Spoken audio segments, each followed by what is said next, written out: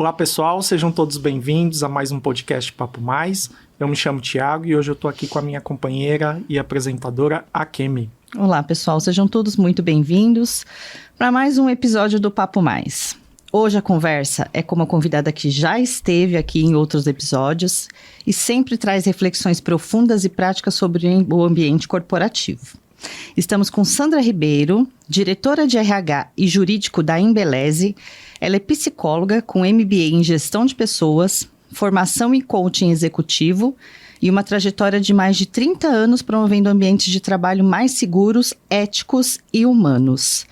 Ela atua ativamente no canal de transparência da Embeleze, lidera ações de prevenção ao assédio e segurança psicológica e participa também da organização de eventos corporativos internos, onde reforça que o respeito deve existir dentro e fora do ambiente físico da empresa. Sandra, é sempre um prazer te receber aqui no Papo Mais. Seja muito bem-vinda. Bem-vinda. Muito obrigada. É sempre um prazer estar aqui com vocês e espero que seja um momento especial para todos que estão nos ouvindo também. Certamente será.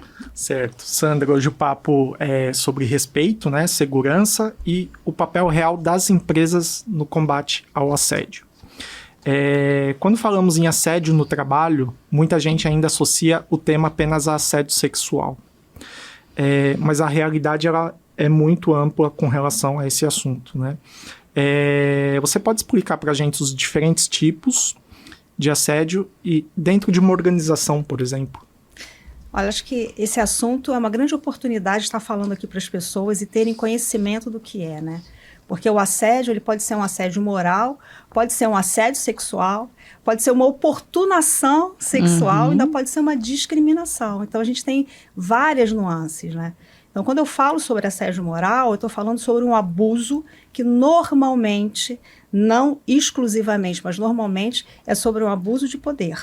Então, acontece com grande frequência com liderados e subordinados, né? Liderados e líderes, né? Quer dizer, eu tenho um líder e tenho um subordinado, então isso é muito comum, na grande maioria das vezes ocorre dessa forma. E tem uma intencionalidade. É muito importante a gente entender que o assédio moral, ele tem uma intencionalidade. E que intencionalidade é essa? É uma intencionalidade de denegrir, de atingir emocionalmente, desequilibrar aquela pessoa emocionalmente e também constrangi-la. Então, de que forma acontece o assédio moral? Eu posso cometer um assédio quando eu esvazio um colaborador. Então, ele tem algumas tarefas, eu vou esvaziando, na intenção, na intencionalidade de denegrir, de falar que ele não é competente para aquela posição. Eu posso expor, né, essa pessoa, quando está com várias outras pessoas, eu posso expor falando que ela é incompetente também. Então, há uma intenção, o assédio moral.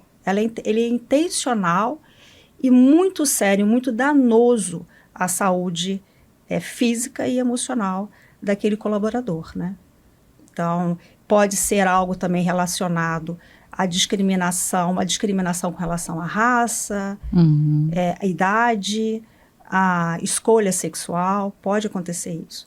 Então, como eu disse, é muito comum entre líderes e liderados, mas também é comum entre o grupo de pessoas. Então, eu posso ter, vocês são colegas de trabalho, então vocês podem cometer um assédio moral comigo, por exemplo, né? Que estou aqui na tentativa de denegrir minha imagem enquanto profissional competente. Então, essa é a intenção do assédio moral e a lei trabalhista, ela tem sanções para isso também, né? Quando eu falo sobre assédio sexual, eu tenho um cunho de constrangimento e tirar a liberdade de alguém, a vítima, que sofre esse assédio. Então, ela se sente incapaz de tomar atitudes com relação a isso, né? Ela se sente muito constrangida. E esse cunho eu tenho algum favorecimento, então eu faço uma troca sobre favores sexuais, né? Eu te promovo em nível organizacional, ou então a nível acadêmico eu também posso trocar favores, né? Em relação a você ter algum tipo de favor em benefício de troca sexual. Então, isso pode ser gestos, isso pode ser piadas, e também tem um reflexo muito grande e muito danoso à saúde mental das pessoas que sofrem esse tipo de conduta, que é também muito comum nessas instituições, né? É curioso, porque eu confesso que eu fiquei surpresa agora, porque assim, o assédio sexual é algo que é sempre muito falado, né? E os outros tipos de assédio também, né? Como O moral? o moral. Só que essa questão de, como você disse, por exemplo, de eu cometer um assédio moral com ele, às vezes a gente comete até inconscientemente. Como você falou, eu não sabia, porque o fato de eu tirar uma atividade dele que não tá agregando, que ele de repente não tá a contento, vamos dizer assim, na equipe, seria um assédio... Então, depende. Não é com essa intenção. Você pode tirar uma atividade que não está tendo resultado, né? Ele não está conseguindo entregar. Mas não é isso. O assédio moral, quando tem uma intencionalidade de denegrir uma imagem. Você tira para denegrir a imagem da pessoa. Ou então eu estou fazendo aquilo, eu vou te dar um exemplo. Tem alguém que tenha 3 setores, é responsável por 3 setores. É um líder que tem responsabilidade em 3 setores. Estou falando de liderança, poderia ser qualquer outro colaborador, né? Então, ele é responsável por 3 setores. Eu não quero demiti-lo, mas eu não quero ali. Então, ele tem uma intencionalidade de esvaziando na tentativa daquela pessoa até mesmo pedir para sair. Então, é uma intencionalidade por detrás. Entendi. Se você tem, enquanto líder, uma decisão de que você vai tirar aquela atividade, mas não vai esvaziar, vai dar outras mais adequadas, isso não tem problema nenhum. Isso não é assédio. Entendi. Né? Quando você cobra por produtividade de forma respeitosa, isso não é assédio. Você pode cobrar produtividade, você pode cobrar resultado de forma respeitosa. Agora, quando você cobra resultado no meio de todo mundo e dá denigrindo a imagem daquela pessoa, daquele profissional, isso não é possível. Isso pode vir a ser um assédio moral. Né? Então, tem uma intencionalidade, tem que ter uma repetitividade para ser assédio moral. Então, você faz aquilo constantemente, a pessoa é submetida a esse tipo de abuso constantemente. Então, está numa reunião, é questionada do que ela está falando, não dar crédito ao que ela está falando, como se estivesse falando alguma coisa errada, como se estivesse expondo. É uma exposição intencional. Não é algo que você está vendo que não está entregando e que você pode trocar de setor ou trocar de atividade, né? Tá. Mas você esvazia alguém no sentido, você isola aquela pessoa. Então, ela precisa, por exemplo, de uma orientação sua e você isolou, você não quer nem saber. Você provoca que ela peça para sair. Então, isso é configurado um assédio moral. Porque existe, né, Kemi, uma linha muito tênue, e talvez por isso que isso seja simples e complexo ao mesmo tempo. Porque existe uma linha muito tênue nessa questão do que não é assédio e o que é assédio. Não é assédio cobrar produtividade de forma respeitosa. Isso não é assédio. Tá, entendido. Então, agora eu entendi. E aí, se a gente for pensar também na importunação sexual, que é diferente do assédio sexual, e que também é mais comum nessa relação de poder e de ascensão, como um professor, por exemplo, mas pode acontecer numa linha de colegas também, né? Não é tão comum, mas pode acontecer. E quando eu falo sobre importunação sexual, eu estou falando de efetivamente atos sem consentimento e que acontecem, eu não preciso conhecer a pessoa, aliás, quase sempre eu não conheço, né? Em ambientes públicos, em festas, onde uma pessoa vai te dar um beijo e você fala, nossa, o que é isso? Eu não estou te autorizando a me beijar. Então, isso é uma importunação sexual. Em transportes públicos, quando alguém fica próximo de você, quando coloca um órgão da pessoa exposto, né? Quando ejacula, enfim, em ambientes assim, abertos, né? Públicos, e que isso é uma importunação sexual, isso é crime, isso dá prisão, inclusive, né? Então, e o assédio sexual, a pessoa pode ser demitida por justa causa também e é tipificado como um crime. Então, são consequências muito sérias e as empresas precisam ter isso muito claro, não normalizar esse tipo de conduta, né? Isso é verdade. E, Sandra, como é que você enxerga o cenário atual nas empresas em relação ao combate de prevenção ao assédio? Em situações de eventos corporativos, por exemplo, confraternizações, ações internas, os colaboradores, né, que representam as empresas. O que as empresas, as organizações, elas precisam fazer para prevenir esse tipo de comportamento? Olha, você fez 2 perguntas em uma, né? Fez um combo aí. No primeiro momento, eu acredito que há uma evolução, sim, nas empresas com relação ao combate ao assédio, a terem ambientes mais respeitosos, mais inclusivos, diversos, mas ainda tem muitas lacunas nisso, né? Ainda tem muita coisa a ser feita. Eu acho que com as exigências legais, que cada vez mais estão fazendo com que as empresas precisam se adequar, por exemplo, agora a gente tem a NR1, que fala sobre isso, sobre a saúde, né, mental também, sobre essa preocupação que as empresas precisam ter. E sobre a própria sociedade exigindo ambientes mais respeitosos e com mais segurança psicológica e éticos, as empresas têm se adequado, mas ainda algumas nem ainda estão fazendo nada, né? Então, a KPMG, ela lançou um estudo sobre assédio no Brasil, no final do ano passado, onde ela traz que 30% dos colaboradores, eles já sofreram algum tipo de assédio. Desses 30%, 46% foram assédio moral no trabalho.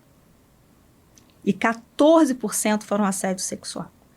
Mas o mais impressionante é que apenas 8% deles denunciaram.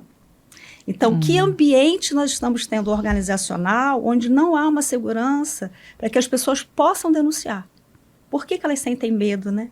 De serem mandadas embora, de terem retaliações? Que ambiente é esse que a gente está fazendo nas organizações? Então, que cultura organizacional é essa? E tem muitas questões, quando você me fala o que você acha hoje em dia, existe ainda muita questão estrutural. É o que está lá em cima. Quando a gente fala sobre viés inconsciente, que você trouxe aqui, a gente fala sobre estrutura. O que é a estrutura? É o que está lá no fundo, lá de baixo, escondidinho, que é estrutural. É aquilo que a gente tem que combater. O que está na estrutura organizacional e na cultura organizacional. Eu acho que te respondi o que você estava me perguntando.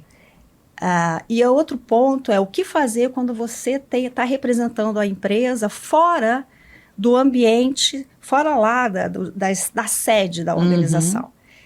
Bom, a gente tem que entender que fora da sede da organização, seja eu estando aqui no podcast, falando, representando uma empresa, ou estando numa confraternização, isso é um ambiente ainda empresarial. Exatamente. Né? A gente tem que lembrar que existem códigos que a gente precisa cumprir. Existem combinados que a gente precisa exercer. Então, quando a gente está indo, vou dar um exemplo, se a gente tem uma confraternização, né? Se a empresa faz uma confraternização anual, por exemplo, e ela precisa levar os colaboradores dela através de um transporte público, você precisa colocar um representante em cada transporte que está levando aquela quantidade de pessoas. Você precisa ter pessoas que possam ali estar agindo numa necessidade, né? Então, precisa ter pessoas representando a empresa, seja na própria confraternização, seja na ida e na vinda, garantindo essa segurança física e também psicológica da organização. E isso é uma preocupação muito grande de quem faz evento, né? Seja a área de evento, seja a área de RH, é uma preocupação. Acho que você só relaxa depois que acaba o evento. Deu certo, não teve nenhuma ocorrência. Né? Exatamente. A gente trabalha direto com isso, né, Kemi? E tem uma questão, né, que eu acho que vocês devem sofrer também, que é a questão... E essa questão do álcool, né? O que você faz com também, isso? Tão complicada quanto. Então, você libera. Então, tem empresas que liberam. Tem outras empresas que falam assim, olha, eu vou liberar por 2 horas ou por 2 horas e meia e depois não libero mais. Então, o que é importante, no meu ponto de vista, é que a gente faça, que as empresas possam fazer, antes que aconteça o evento, que a gente reúna as pessoas, os colaboradores, e que a gente possa lembrar que eles estão indo para um evento corporativo, ou que eles estão indo para uma feira que é corporativa com alguns clientes, por exemplo. Ou que eles estão indo para qualquer lugar fora das instalações que eles representam a empresa e, portanto, representam a marca, a imagem. E que não podem... eles têm que estar preocupados, né? Nós somos embaixadores dessas marcas. A gente tem que estar preocupado de como nós estamos agindo. E não é fácil, exatamente nesses momentos, especialmente nas confraternizações, que, pela minha experiência, é que acontecem os assédios sexuais, as oportunações e até assédio moral. E aí, por isso que precisa ter pessoas, tanto da empresa quanto do próprio local onde você está fazendo esse evento, que ficam ali e saibam com quem reportar, os responsáveis pelo evento, para reportar questões que a gente possa tá agindo, né? Tá tomando providência. Mas eu acredito muito em informação. Então, quanto mais você informa, quanto mais você orienta, mais fácil é. Não evita tanto.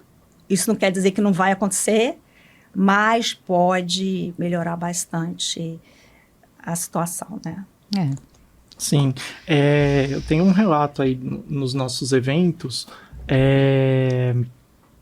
Nós não costumávamos passar esses tipos de recados sobre bebidas, enfim. E desde que o Adolfo assumiu, ele pediu para que nós fizéssemos esse trabalho, sempre que quando começasse o evento, passar esse tipo de recado e tal.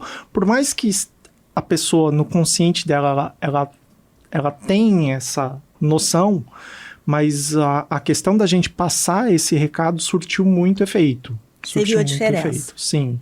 É como você disse, né? Não cessou, mas diminuiu. Exatamente. Diminuiu muito, porque as situações que a gente viu eram muito maiores, né? Sim, muito maiores. Estavam acontecendo com muita frequência. E depois que a gente começou a passar os recados, isso diminuiu bastante. Eu acho, o que a gente está fazendo aqui hoje, né? Quanto mais informação você dar, mais consciência você espera que as pessoas possam ter. Sim. E é claro, você não vai conseguir uniformizar tudo.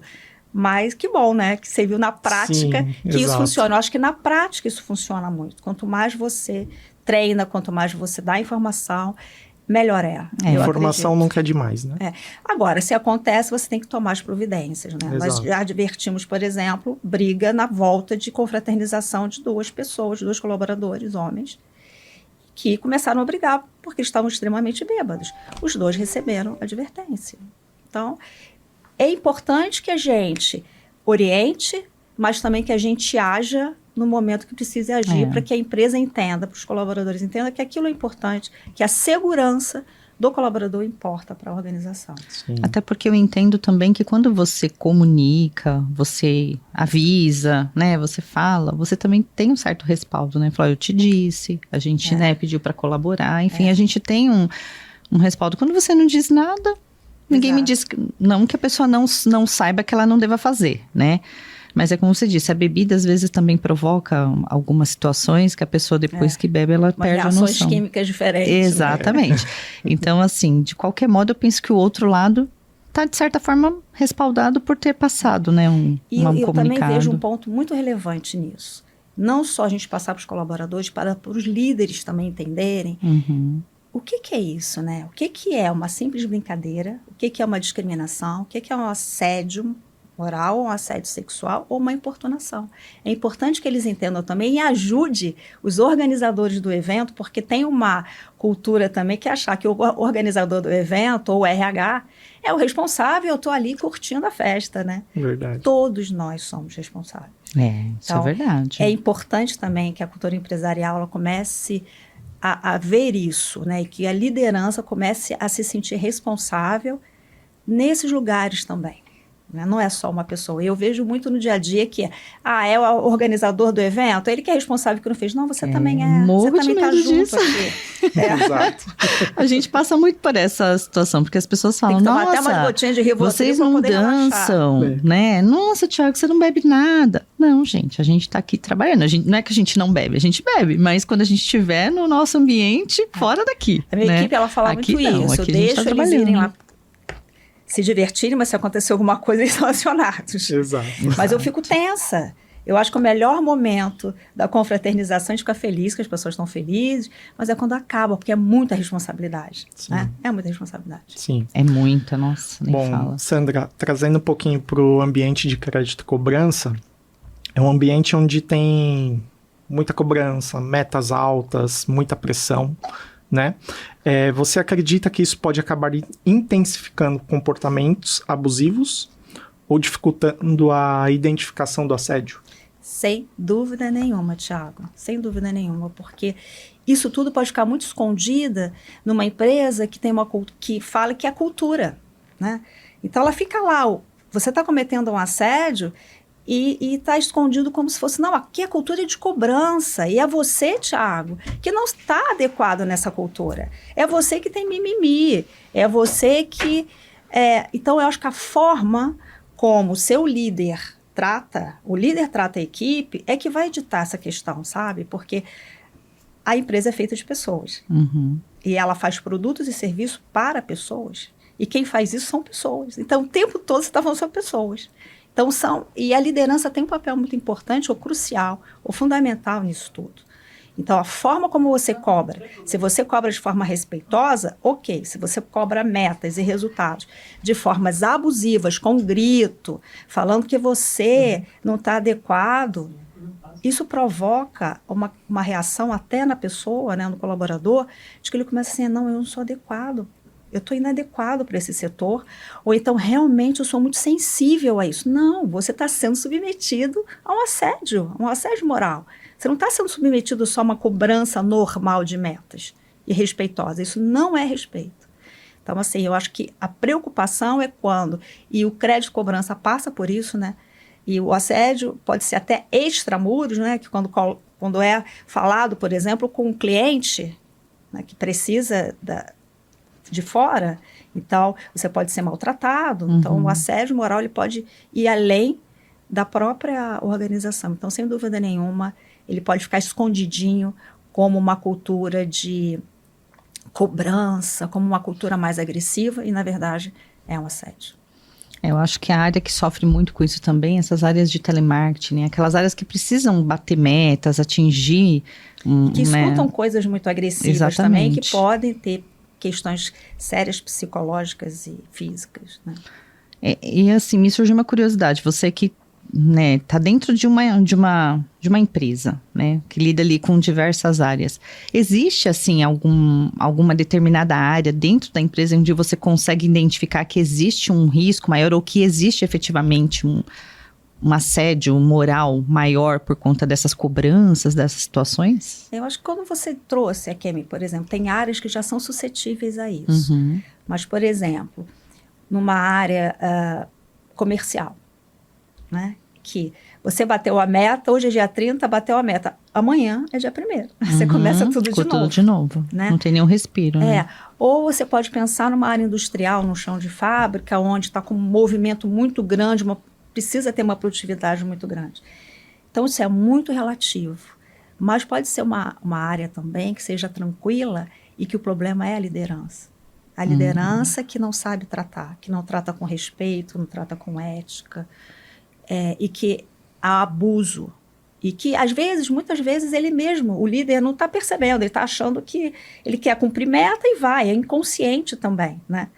Mas é um abuso. Então, é muito relativo, pode ser lugares muito tranquilos, mas que sejam tóxicos, né? Líderes tóxicos também, e que provoquem questões emocionais grandes, desequilíbrio emocional grande. A gente tem que tomar cuidado, né? E a gente vê isso sempre, né? Exatamente. Às vezes a gente está cometendo assédio e não está percebendo que está cometendo. Então, mas né? o mais importante é a tomada de consciência. Né? É a informação, é que a gente faça isso de uma maneira constante e não pontual. É que a gente não queira cumprir só com as normas e legislações e leis, é que a gente faça entendendo que uma empresa responsável, uma empresa ética, uma empresa inclusiva, ela vai ter melhores resultados, sem dúvida nenhuma. Tá correto. E na prática, que ferramentas ou ações uma empresa pode adotar no dia a dia para promover o respeito e evitar os abusos? Olha, quando eu falei do estudo da KPMG, tem vários outros estudos, né? E um deles, eu fiquei até assustada quando eu li, que falava assim, 1 em 5 empresas não tem seu código de ética, sabe? E a maioria, quase 50%, não fazem treinamento sobre questões éticas, sobre questões de assédio, sobre questões de diversidade, Não fazem, quase 50%. É meio que inacreditável, né? Hoje em dia, mas é uma realidade. Então, é isso. Eu acredito que você ter seu código de ética, mas não deixar ele só escrito bonitinho. Ai, que lindo, tá aqui o livrinho aqui, ninguém abre. A gente tem que falar em treinamento. A gente tem que falar em todos os treinamentos sobre esses pontos, né?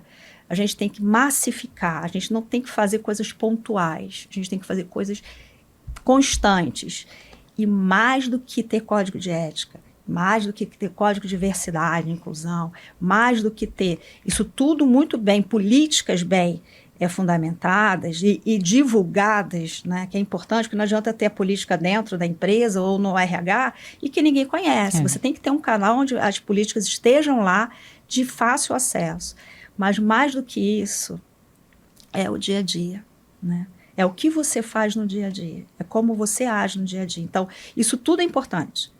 Código de ética é importante, treinamentos contínuos é importante, destacar, como a gente falou, nos eventos, antes, durante e depois, né? Ver o que aconteceu, ter feedback, fazer pesquisa de clima, isso tudo é importante. Mas o dia a dia, a forma como você conduz, a forma respeitosa e ética que você tem que ter de relacionamento, é o mais importante, porque senão isso tudo vai ficar para trás.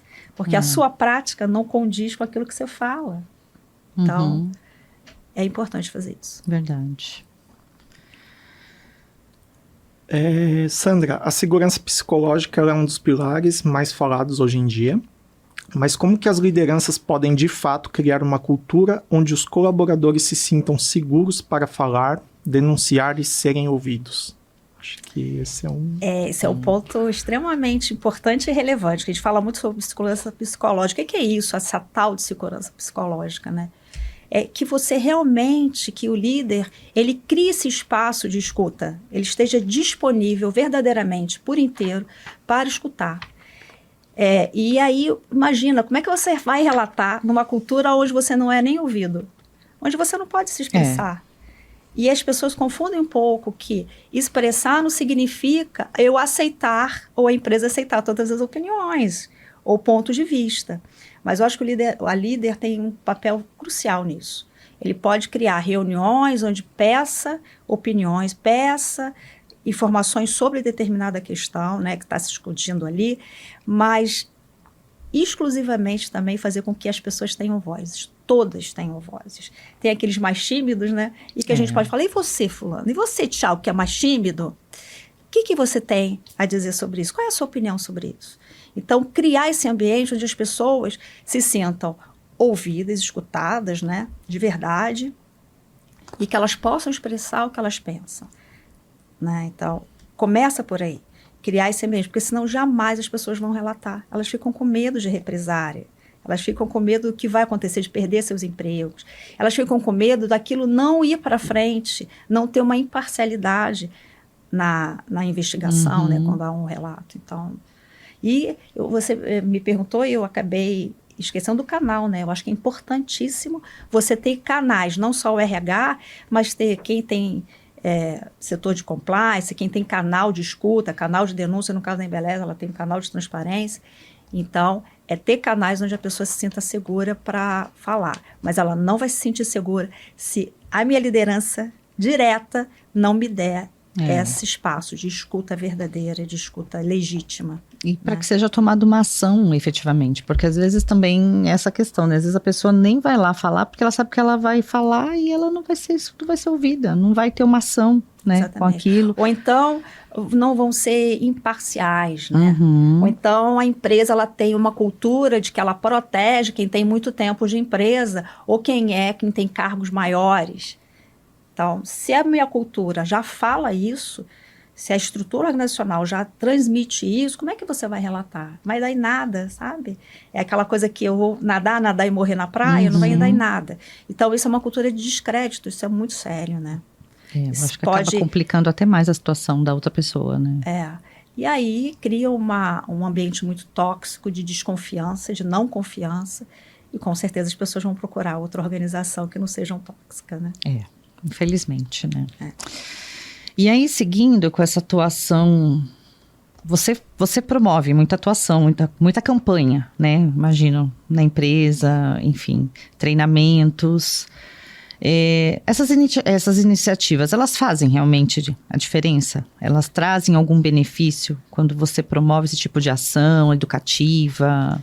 Elas trazem, a Kemi, um benefício e realmente elas podem transformar numa cultura organizacional se na prática isso estiver acontecendo, se o meu discurso estiver coerente com a minha prática.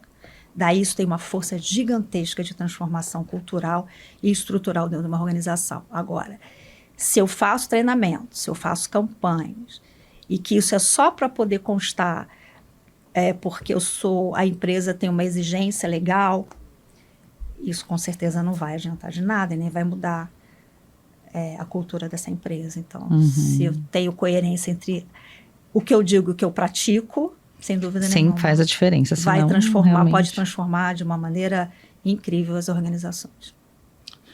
Sandra, considerando toda a sua bagagem, experiência e olhando para o futuro, o que você gostaria de ver mudando nas empresas brasileiras com relação ao combate ao assédio? Que realmente elas se interessassem genuinamente por combater o assédio, né? De ter ambientes seguros, éticos e que não seja só um cumprimento legal, digamos assim, ou vou fazer o básico, né? Então, acho que é muito importante porque acho que os estudos já provam para a gente que para que você tenha resultado extraordinários, você precisa ter uma cultura de respeito e de ética.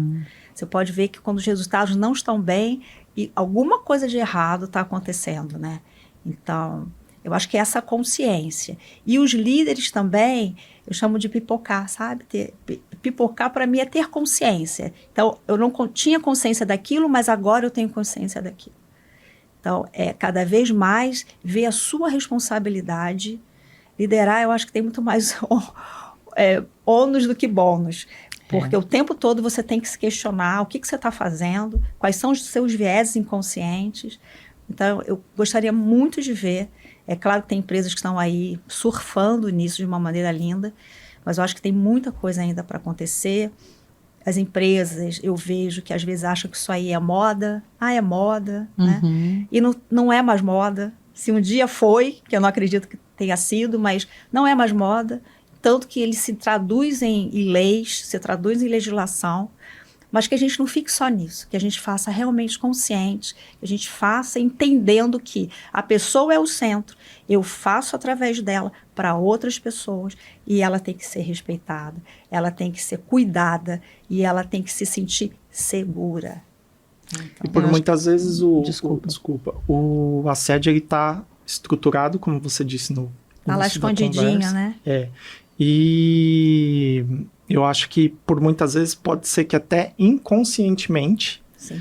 E aí eu acho que é onde entra essa questão do treinamento, que eu acho que joga luz aonde precisa, né, de luz, onde o pessoal... E quando você me fala assim, que eu espero é que essa pauta esteja junto com outras pautas sobre o combate ao assédio. Esteja junto à sua pauta da diversidade, sobre a ética, sobre o respeito, sobre a inclusão. Que seja uma pauta estratégica, que não seja só de um RH, que seja discutido em pautas estratégicas. Porque é isso, se eu quero resultado, eu preciso olhar para isso. Não há mais espaço para que eu não olhe.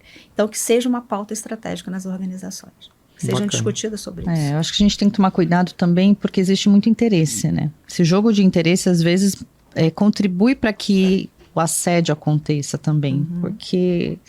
em determinadas situações, se você tem um certo interesse em alguma coisa, pode ser que às vezes você faça desentendido, faça uma vista grossa, para não, enfim, não ter que tomar determinada ação. Falando de consentir, para não perder, quem exatamente, é que tá sofrendo o assédio ou quem está praticando o assédio? Eu acho que no caso, assim, uma pessoa que poderia tomar uma atitude em relação a um terceiro que está sofrendo um assédio. Às vezes ele se cala, porque para ele está sendo benéfico, vamos dizer assim, manter aquela outra pessoa que comete o assédio. Entendeu? Não sei se isso acontece. Aconteceu uma questão recentemente sobre discriminação em uma das nossas empresas. E que a pessoa estava confundindo que era assédio, né? Porque assédio tem que ser um ato contínuo, com intencionalidade. E a discriminação é diferente, né? Discriminação normalmente é uma característica pessoal. Então, eu vou falar o seguinte, eu não vou promover a Sandra porque, não sei, ela não se veste bem. Eu acho que eu não vou promover ela, porque não fica bem para essa posição. Uhum. Estou dando um exemplo aqui. Ou então, eu não vou promover uma mulher porque ela pode ficar grávida. Então, eu estou tendo um preconceito de gênero aí, né? Isso é uma discriminação. É uma discriminação. Ou então, eu não vou colocar uma mulher numa reunião. Estou falando da mulher porque fica mais fácil da gente entender. Uma mulher numa reunião, porque ela não vai saber se portar e só tem ela de mulher. Mas aconteceu um fato desse de discriminação, onde a pessoa ela entrou na empresa, no escritório, já brincando que ela estava muito... eu não gostaria de falar tão claramente, mas ela estava muito assim... Ela começou já a brincar com ela mesma. E as duas outras colegas começaram a brincar, porque ela começou, né? Então, até isso é interessante Ela a gente abriu essa porta, né? informar de que não é porque eu chego brincando sobre mim, sobre uma característica minha, por exemplo, eu estou muito gay hoje, né? Porque eu estou com uma camisa que diz isso e que o meu cabelo, eu raspei a cabeça, por exemplo. E aí você e o Tiago, aqui me brincam também, pô, Sandra, você tá muito mesmo, hein? Nossa, você fez isso, você fez aquilo, essa camisa, lá. E começa a brincadeira. Mas um outro quarto aqui que está ouvindo está se incomodando. Esse quarto fez uma denúncia no canal, porque não estava confortável. Mas esse quarto sabia mais sobre essa pessoa que começou a brincar. Por isso que ela se incomodou. Mas ela que começou a brincar, olha que louco isso também. Né? Como é difícil, às vezes, a pessoa entra na brincadeira porque está confortável. Porque o outro que está que estão brincando, ele mesmo começou. E isso é uma discriminação, isso não pode acontecer. Então, a gente teve que fazer treinamento para explicar. Por mais que o outro venha conversar sobre isso não é uma simples brincadeira. Isso é uma discriminação e a gente não vai aceitar. Assédio, discriminação, assédio moral, assédio sexual, discriminação é tolerância, ou então importunação, é tolerância zero. Não tem que ter tolerância porque você tem um cargo alto, porque você tem muitos anos de empresa, ou seja lá porque a tolerância é zero sobre isso. Então, mas a gente percebeu que as pessoas brincaram porque eu comecei a brincar. Mas mesmo assim isso é considerado uma discriminação. Então é importante que a gente... Então, a gente que entra na brincadeira tem que tomar cuidado também. Depende do tipo de brincadeira. Se for uma brincadeira discriminatória, ou seja, contra a sua pessoa, né? Porque a escolha é sua, né? Se você faz parte, se você tem uma escolha sexual, é sua. E ninguém tem que questionar essa escolha. Exatamente. Então, mas é interessante isso. Por mais que o outro brinque, você não pode estar entrando na brincadeira. Você não deve estar entrando na brincadeira. Para não se tornar discriminação. E nesse caso, inclusive, estava entre os dois ou os três. E um terceiro que não estava ali envolvido. Se incomodou. Fez a denúncia. E aí fez a denúncia. E quando a pessoa, depois de um tempo, foi demitida por algum motivo, essa pessoa que estava brincando, ela fez a denúncia também. Aí ela sentiu a vontade de fazer a denúncia. E o que pode acontecer com isso? Isso pode virar um processo trabalhista. Exatamente. Olha, essa muito mais grave do que a gente imagina, né? Exato. Às vezes, por falta de informação ou por entender que é uma simples brincadeira, você está discriminando alguém e você não sabe que está discriminando. Então, o papel importante da organização é conscientizar e trazer isso para a ponta do iceberg. Interessante. Bom, a gente está caminhando para o fim do nosso episódio. Sandra, que recado que você gostaria de deixar para alguém que está passando por uma situação de desrespeito no ambiente de trabalho e não sabe por onde começar? Olha, o recado que eu quero deixar hoje aqui é que você não ache que isso é normal, porque não é normal. Que você busque pessoas que você confie, que você busque canais na sua organização que tenham, seja o RH, seja o compliance, seja um canal de denúncias. E se ainda assim você não tiver ninguém que você confie, nenhum canal também que você confie, que você procure ajuda psicológica. Mas não naturalize esse tipo de conduta achando que é normal, que é a cultura da empresa, porque isso não é cultura empresarial e não deve ser cultura empresarial e vai trazer para você danos muito sérios à sua saúde física e mental. Então, não deixe de falar e compartilhe com pessoas que você confia. Esse é o recado que eu quero deixar aqui hoje. Legal. Muito Muito bom. obrigada, Sandra. Muito obrigada por mais uma conversa enriquecedora, né? Tão necessária, traz muito conhecimento para a gente. Sua participação é sempre um presente para nós. Presente para mim também. Sinta-se à vontade para voltar para gravar muitos outros episódios com a gente, porque os assuntos são sempre muito bons. Muito obrigada. É sempre uma troca muito boa com vocês me deixam muito à vontade para estar falando. E espero que tenha e que surta efeito, né? Sim. Que as pessoas possam ter mais consciência, possam entender melhor sobre isso, que é uma linha tão tênue e que isso causa um sofrimento e pode causar grandes doenças também, né? Grandes prejuízos, né? Grandes Sem prejuízos dúvida. físicos e mentais. Verdade. Tá joia, muito obrigado, Sandra. Obrigada. Muito obrigado aos nossos ouvintes. Pedimos que vocês sigam as nossas redes sociais. Lá nós temos bastante temas para ser discutidos, onde vocês possam ter insights. Enfim, pedimos que vocês sigam a gente lá também, tá bom? Muito obrigado e até o próximo episódio, pessoal. Tchau, pessoal. Tchau, tchau. Até o próximo.